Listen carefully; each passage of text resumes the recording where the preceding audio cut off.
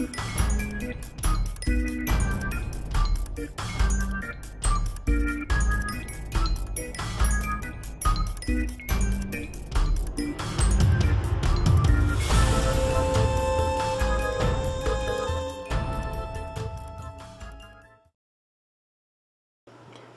hey everybody, it's Doug here, Doug Mystic Eye on Board Game Geek, bringing you our next episode. I think it's, I don't remember which episode it is, should be 1, 2, 3, 4, 5 maybe, of our Myth playthrough, where we are trying to overcome the undead and see what is raising them in the graveyard.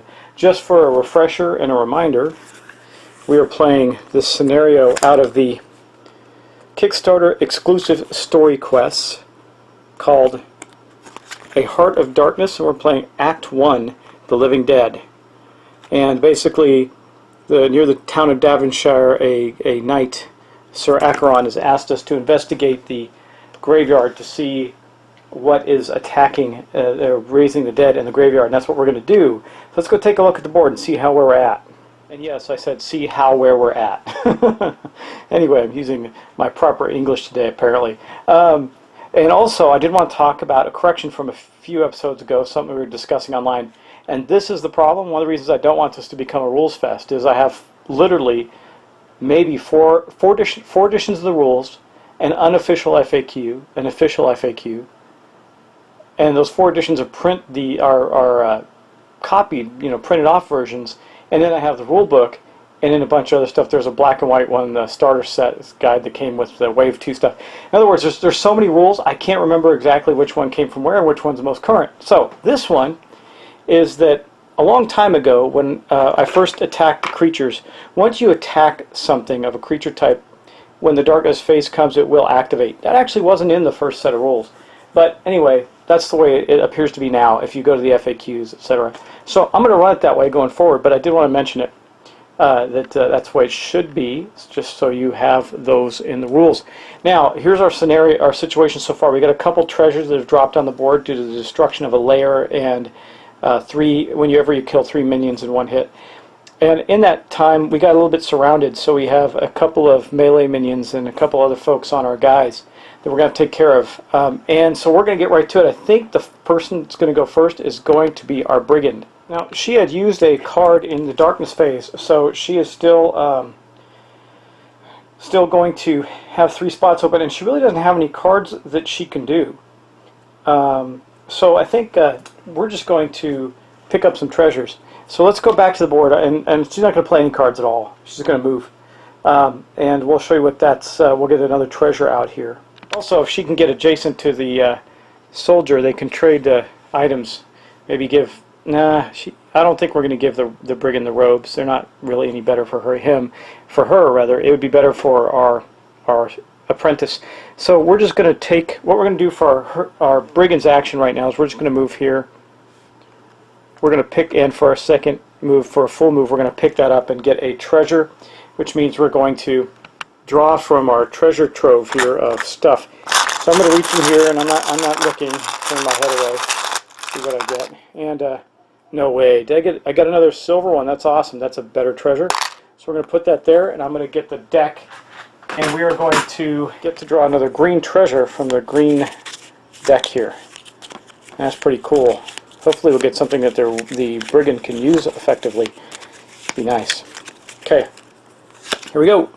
A buckler. Well, actually, doesn't have anything in the shield slot, so for now he's going to take it. It gives him additional... Yeah, I mean, heck, it increases the monster TN by 1 and can knock down minions in it if I use it in attack. He won't, though. He's going to use dagger, but we're just going to put it in her slot. I keep saying his, but this version of this character is a she in her slot there, and that is going to be the entirety of her turn, I think. Now, we could do more if we don't move. I mean, we've done our move. I could do something, but I really, everything I have, I either have to be in shadows for, or it's reactionary during a darkness phase, and this one just doesn't do us any good at all. So that's going to be it. I think next up we are going to go to our soldier, though. So once again, we got a lot of reactionary cards for the darkness cycle, or things that aren't going to do us any good. So this one actually likes us to move. So we're going to do a full move. In fact, we could do a aggressive move here. Not that we have to. I don't even know if I want to move, to be honest, but we got to at least move one so I get that extra fate die in there, I guess. But we're going to play this yoke is heavy. It's range 1. It says attack one target. Captain and minions can be knocked down, knocked prone. This card counts as rage, but that's not going to do much. So let's go to the well, you can see the soldiers board right here. So we're placing that right there. We're going to go to the table and see what we're going to do. She is going to step right into here. That's just going to give her an extra fate die. So let's build our dice pool for this attack. Now we're only getting to attack one of those, so it'd be nice if we get all three, but we can't with the current cards. So we're going to get one base D10, one fate die for the character. The longsword that the soldier has provides 2 D10 and one more fate die. And I'll show you that. I've showed this before, but I'll show it again just so you got it.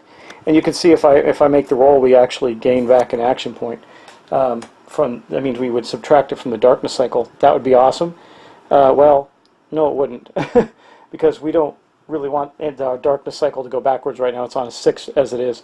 So, and then we're going to get one more fate die for the card. This yoke is heavy. And we're going to roll our dice. So let's go to the dice bowl. Okay, here we go. Oh yeah, massive hit, but no fate rolls. So no fate. They call it a fate recipe, and I've never said that during the playthrough, but that's what it's called in the game, is a fate recipe. So I think just for the sake of keeping this one off of our Acolyte, this will be the one that our soldier kills, and then we're going to increase the threat up one more for the soldier, and we'll move on to our Apprentice, who I think we're probably going to cast this one. We could do Winter's Bite, one attack on one target is stunned, one hero cycle, or we got Leech. Our Apprentice is not injured, so that's not going to help much. We got Arcane Lance, which was probably what we're going to keep. And we do have this ongoing. It's called Hero's Edge. It says, enhance one hero for one hero cycle. Can be transferred to another hero in the next hero cycle. Grant +1 D10 to attacks and +1 fate die. So I think she's going to cast a spell. She is not going to move. She's going to stay right where she's at. And with that spell, that's going to basically be her entire turn. She does want to get some threat down. She's pretty high on the threat track. It's only going to go down 1. So she's going to actually throw that on our Acolyte, who is going to be the next character we look at. We're going to look at the Acolyte's hand. When? How does... okay. Yeah, I'm not sure what we're going to do here. Oh, you know what? We got to draw a new hand for the Acolyte.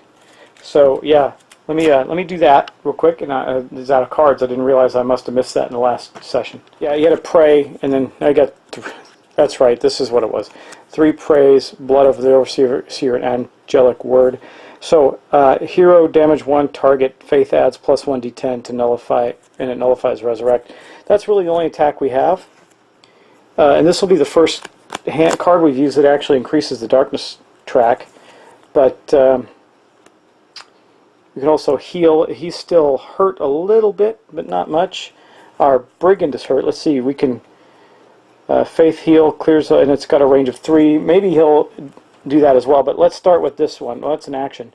So we're going to start with blood of the... Here, let's do a pray. Oh, this just adds one, or just gets rid of status effects. Meh, not going to do it. Okay, we're just going to do the angelic word, and we'll add a pray card. So with the pray card added, we're going to do that first. That's going to, we're going to shuffle the discard pile, which is pretty large, and draw 3 cards. All the faith cards get tucked under there and become added as faith. So we're going to draw 1. Nope.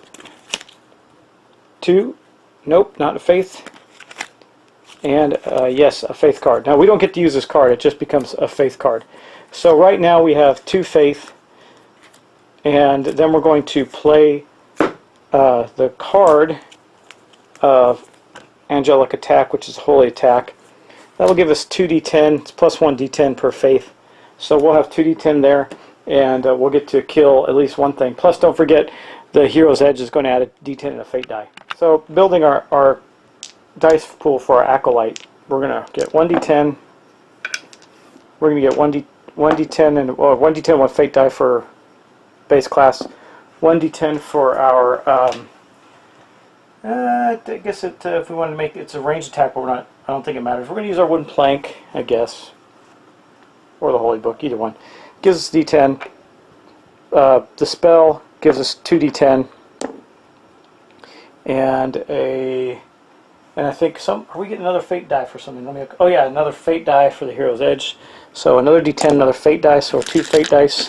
Something's going to happen. Hey, got a candle. That's him. So using the holy, that's going to reduce threat, but his threat was nothing. So basically, he kills one. I guess we'll take this one out here, one that's closest to the in between him and the apprentice. And after killing one, we're going to raise our threat one, but because we rolled the candle on the fate die, you can see that here, we're going to reduce it back down. So he's got no threat right now. And that's basically going to end our turn for our characters. I do have to go, for this card, I do have to move the darkness track back around to the 1. And yeah, we don't have anything taking damage anymore, so we're good there. Okay, that is it for the hero's actions. Now let's continue on and go to the cleanup phase, etc. We're quite a ways away from a darkness cycle.